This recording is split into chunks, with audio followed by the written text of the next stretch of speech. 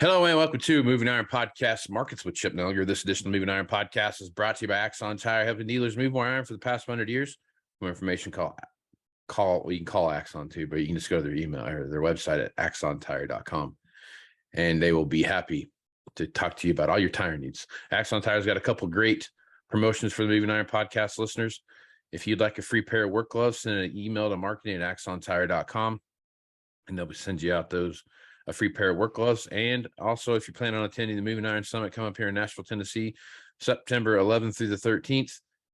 You can get $50 off your registration fee by using the term Axon at checkout there. So send me an email at MovingIronPodcast at MovingIronPodcast.com, and I'll make sure that is taken care of.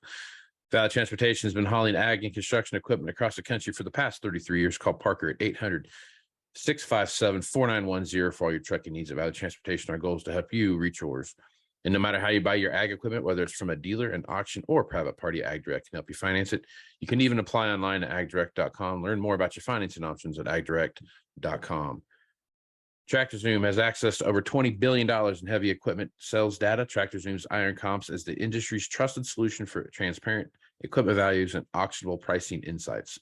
This podcast is brought to you by Anvil AppWorks. Their Dealer Connect CRMI app with the integrated inventory management is an affordable Salesforce-based solution for your dealership. Create a connected customer experience and transform how you work today. Chip is with Blue Reef Agri-Marketing, not Adam Marketing. Agri-Marketing out of Morton, Illinois, and he's nice enough to come on. Let's see what's happening in the marketplace. Chip, how you doing this morning? Hey, doing well, Casey. A lot of stuff going on. Pretty timely podcast here. We got the election and harvest getting wrapped up. Crop report today. Got some inflation numbers out. Man, there's continues to be a lot affecting these markets. Everything's hanging on one simple thread, isn't it? I mean, it seems like you can't go anywhere without, if the crop report comes out and it's down 1/10 of a bushel, is going to go, market's going to go crazy. If it's up 1/10 of a bushel, it's going to go crazy in the opposite direction. The CPI report that comes out today is going to have a big impact on the outside markets and what that's going on. Yeah. You look what's going on in Brazil. They're setting themselves up for a record crop, but you go just a little bit to the south and to the east, and you run into Argentina, and they're dry as a bone, and they're all the stuff that you see happening there. So a million different things to talk about this morning, Chip, but let's talk about this report coming up first. As you take a look at what's going on there, the market, usually the November report's not a big deal. It's, you kind of lead into November and December, and then, the January one's what everyone's waiting for. But there's going to be some big implications that come out of this report, no matter what happens. If they miss the mark one way or the other, Chip. So I guess as you're looking at it, talking to the guys in the trade and those kind of things, and talking to your customer base, what do you think the market's expectations are, and where do you see that peg landing? Yeah, so a lot of confusion out there, and it really depends on where you're at, and I think your individual crop kind of clouds it, right? If you're out your way, you're looking at a horrible crop. In some cases, guys had the worst crop ever, worse than 2012. You're sitting out saying, man, this yields have to go down. And then you're over here in parts of Illinois and Indiana, and you just are finishing up the biggest crop ever, or maybe second biggest ever in some cases. And you're like, wow, this yield's got to go up. This is a fantastic crop. So, it's clouded by where you're at and what your individual crop size was. It makes it that much harder to figure out what's out there. As much as we, myself, cuss the USDA and why they do this and why they do that, they're so stupid. The one thing that they do have is a lot of data points, right? They have a lot of samples out there, and so you got to go by it. And I think it's a little bit up in the air, and which is why a move one way or the other on yields could cause a pretty major shift in prices in here. I slowly, though, you hit on this earlier, the world numbers might be slowly overshadowing. We had CONAB, which is kind of the equivalent, if you want to think of that, of the USDA in Brazil, sort of government, agricultural agency. They came out with some numbers, and they actually increased their planted acreage on beans. So this is starting to be a big thing. And early on, things have gone pretty well for them with their planting. They're kind of on the downside of planting. And they're right now estimate is like 153.5 million metric ton crop. A lot of that because of extra planted acreage. And in spite of, I find it funny, going off on a total tangent here. You know, every year it seems like, oh, high fertilizer prices, high input prices. We're not going to expand acres in Brazil. And every year it's like 1 to 2% increase in acres, just rock solid every single year for like the last 5 years. Yeah. It's, you know, and they have millions of acres. I'm not even talking rainforest acres, millions of acres they could continue to bring into production. I don't know why they wouldn't at this point, because you know, they're destroying us on productivity and transportation and you name it, largely because of billions of dollars from China. But I No. go off on a tangent there. The bottom line is, Chip. I think the world numbers are starting to cloud us a little bit here, and you know, growth has slowed in the economy, particularly in China. They've come out with their numbers as far as what they've imported on beans. It's come way down. And bottom line here is, if Mother Nature's supported for Brazil for the next, you know, 75 days or so, they're going to have all that China needs. And you know, we just are in the process of finishing up harvest here of pretty good sized bean crop, and we got some issues out there with supply. So, you know, that's, I think, Yeah. slowly but surely what's going to take over and overshadow what our yield is or isn't.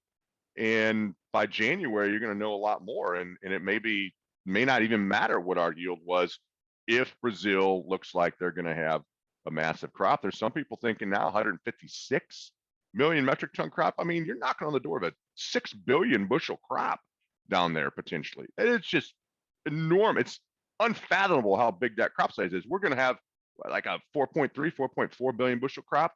They're going to have north of 5.5 billion potentially, maybe closer to 6.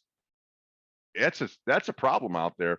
With all that being said, I'm still rambling, Casey. Boy, you caught me full of caffeine or something today. You're knocking on the door of $14 new crop beans. I think that's an opportunity out here that people need to really take a close look at for the 23 crop. That you know, we're just finishing up planting the 20 or harvesting the 22 crop. Mhm. People kind of focus, what should I do on 22? Let's not lose sight of 23. You're knocking on the door of $14 out there for November 23 soybeans. Yeah. Yeah, so you're looking at, okay, so I was going to be my next kind of follow-up question as you were going there. As you look at the China COVID policies and those things kind of come into play and how that plays out, you've got world supply at all-time record lows. You've got Brazil on the verge of a massive crop, what that looks like, moving into out of La Nina into El Nino here in the United States. We could have massive crops in the US, massive crops in Brazil.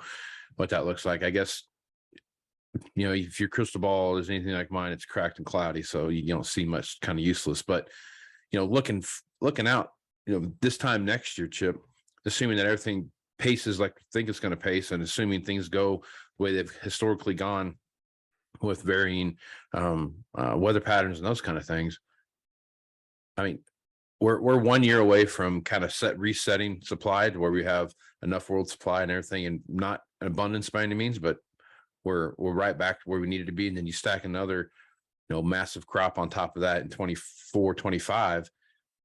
We could be headed to that, you know, that proverbial $3 corn thing, $4 corn thing, you know, $9, $10 beans things all over again, I guess. I mean, are you thinking about that? Is that on the forefront of your mind right now? It is. It really is. And, you know, there's always that. We've had a heck of a run higher here, even though inputs have come up dramatically, you know, doubled and tripled in some cases the last 2 or 3 years.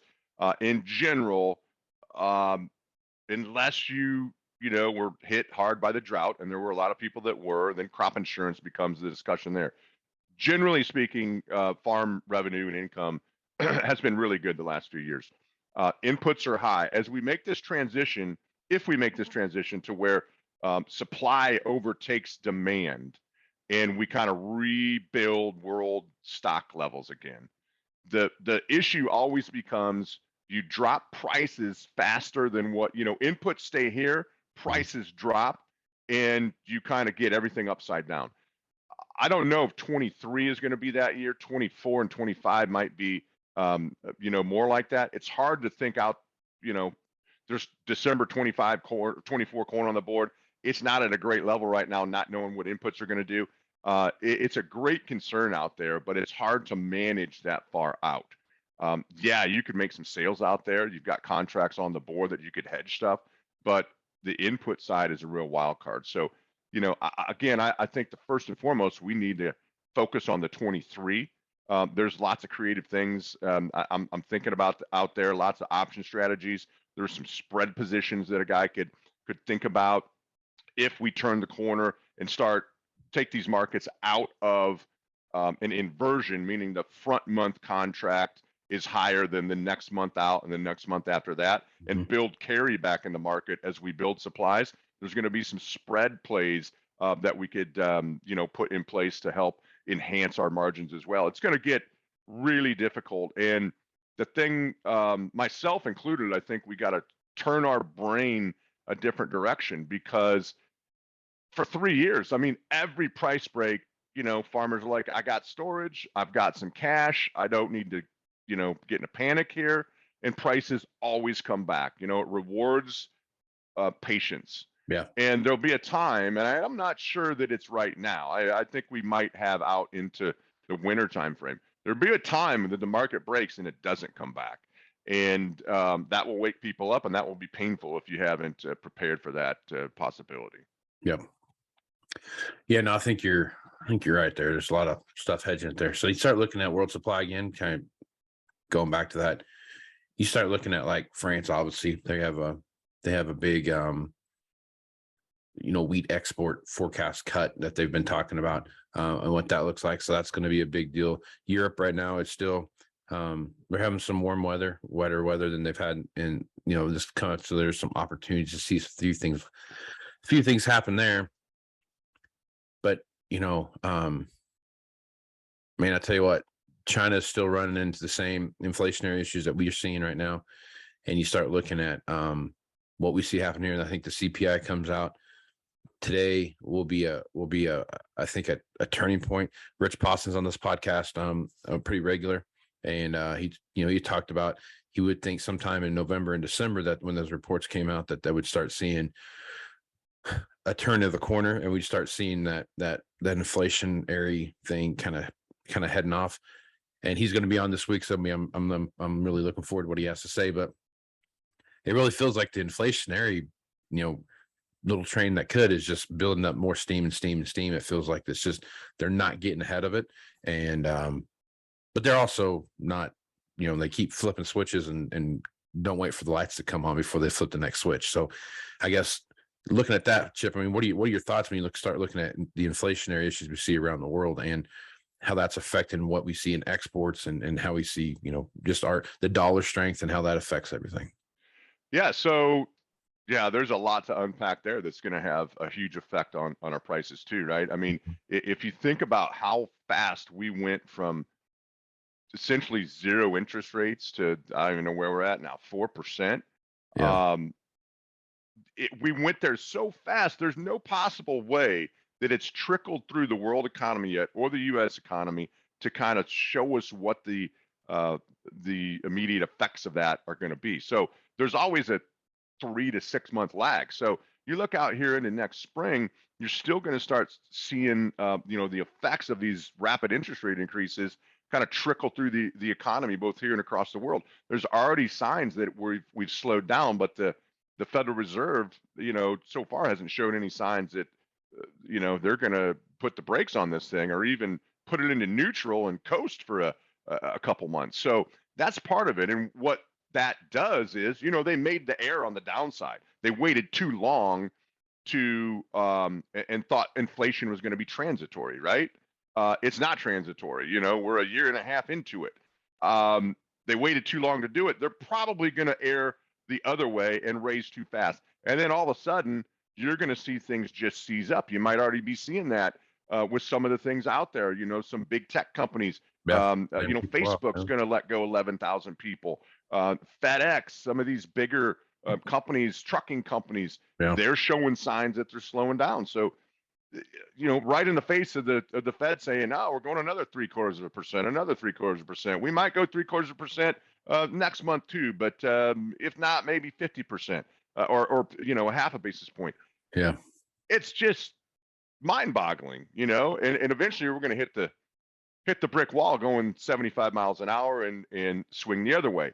That's part of the assumption of the stock market that's rallied here off the lows, 16-17% off of the previous lows, is the hope that the USDA stops raising interest rates and we can see a soft landing. Well, I don't know, a plane flying into a mountain, how soft that is, but the stock market sure thinks that it's a soft landing is possible. I'm not so sure about that. I think that we got bigger problems, and that's a bigger fear I have here too. We talked about if world crops grow, right? We'd have massive amounts of we've had 2 years of droughts here, 2 years of drought in South America. We had the worst drought ever, arguably, in Europe, and we have a war in Ukraine. All those things together greatly curtailed supply. So if we get back to normal and rebuild supplies at the same time that all these interest rate increases slowed the world growth down, that's just going to make it that much more exaggerated. So China's a big part of this. They're trying to pull the levers and flip the switches, like you said. I don't know how successful they're going to be. They're sure not going to tell you that they weren't successful until it's a year after the fact and widely known by the rest of the world. You're not going to get the information out of them. But this thing is, I'm trying not to be too doom and gloom, but it's a little bit scary out there. What's starting to transpire. And again, I'm not saying go out today and sell 5 years worth of crops. I'm not saying that. We're going to have some opportunities, I think, but by late winter, we better have a pretty solid plan for the rest of our 22 crop, what we're going to do on 23, and maybe some ideas on how we could, in a fairly low risk way, not a zero risk, but a low risk way, be starting to think about 24 production as well. 3-4 months is a small window here, so we've got some time, but I think it is critical. It's more critical than it's been, in my opinion, in 5-6 years, to really zero in on your plan, refocus. Don't figure on these $400-500 net profit margins per acre anymore. If you get them, fine, but things are starting to shrink, and we got to manage for that instead of expecting $300 or $400 an acre net profit. Right. Absolutely. Yeah, no, those are all things that, and the inflationary issue that we see is global. There's not a place on the planet where there's not some level of an inflationary issue going on right now. So, all right. So speaking of inflation and what that does, you start looking at the price of proteins, whether it's pork or beef or chicken or whatever it is that you got out there. They're all very widely infected by this inflation thing, right? So I guess looking at the cattle market right now, Chip, had a great day Monday. Saw a few things kind of bounce around yesterday, but for the most part, the cattle price has been holding in there pretty aggressively. Yeah, they have, and surprisingly, in spite of some big numbers of cattle on feed, we continue to see breeding stock liquidated. That's going well past a year now, a couple years into this drought in a lot of areas. And so far, we've held this thing together really well. High feed ingredient costs, I know that. We're crimping the margins just a little bit. But in that same discussion we're having about slowing world growth potentially, really could be a concern on the livestock side. So, again, no different from a grain producer. Right. You got to have a plan. You got to, know your margins. You got to lock them in when you've got it. The strategies out there to retain upside or capture upside if prices do continue to rally, but lock the downside price risk in and lock profits in when you see it.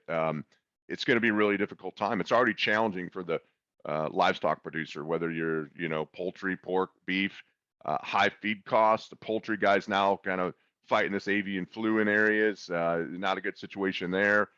And, it's difficult, but hopefully we can start seeing some better rainfall and get this cow-calf guy healed up a little bit, get some better grass and pasture conditions, and allow him to get some, get some cows back out on the pasture. And it's going to take a few months to do that, but slowly but surely, hopefully we can heal things back up. But no changes there. I mean, it's going to be a treacherous ride based on, inflation and world growth and, how much higher interest rates are going to slow the consumer down, and demand's the big piece of that puzzle that we don't know going forward based on world economies. Yep. That is a very good point. Chip, as you're looking around at the hog market right now, what do you see happening there? Yeah, I kind of same thing. We haven't, due to inflation numbers and supply of building materials and labor, we haven't increased the hog herd as much as you might expect. So on the one hand, things look really good out there. You always make the argument, well, if the consumer's starting to get squeezed a little bit, they're going to go to lower cut, lower priced protein. That's where poultry and pork come in. That argument's still out there. But again, I think we got to watch this really closely. There's some pretty good levels that we've seen, out there clear out into next spring and summer. I think we need to keep a close eye on that. And, yes, it looks bright out there. I don't think you're going to see a lot of expansion in hogs. It's going to keep the supply kind of tight, but the supply is only part of it. And the demand's the other part of that, again, is the wild unknown in here.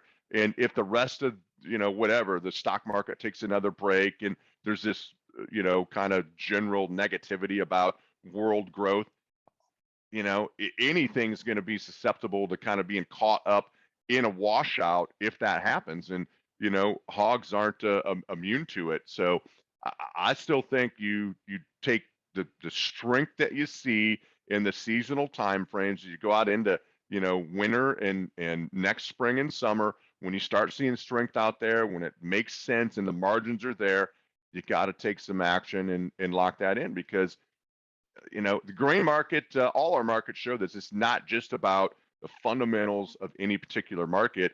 There's things out there that make, in some cases, no difference to our markets. But since everything's so interrelated and these funds are trading this, massive amount of leverage money, and the money flows in and out of markets really quickly, no market is immune to, getting caught up in a washout. And, grains, hogs, cattle, it doesn't matter.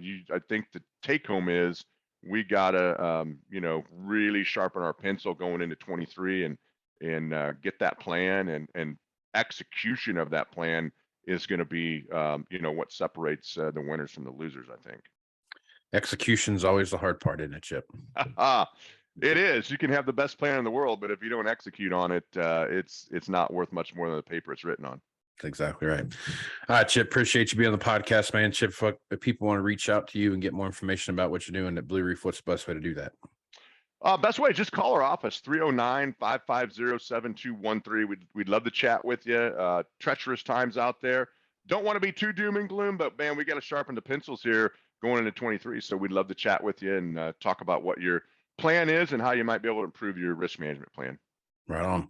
I'm Casey Seymour with Moving Iron Podcast. Make sure to check me out on Facebook, Twitter, and Instagram at Moving Iron LLC, on LinkedIn at Moving Iron Podcast, and the ever so cleverly named Moving Iron Podcast YouTube channel, which that's on YouTube. So check that out. And you can see the video version of this podcast right here. Anything Moving Iron related, check out MovingIronLLC.com for all the latest information, blog posts, the entire podcast library, as well as information from Moving Iron Summit. That'll have some information up there here directly. So with that, I'm Casey Seymour with Chip Nellinger. Let's move some iron, folks. Out. Moving iron in the 21st century.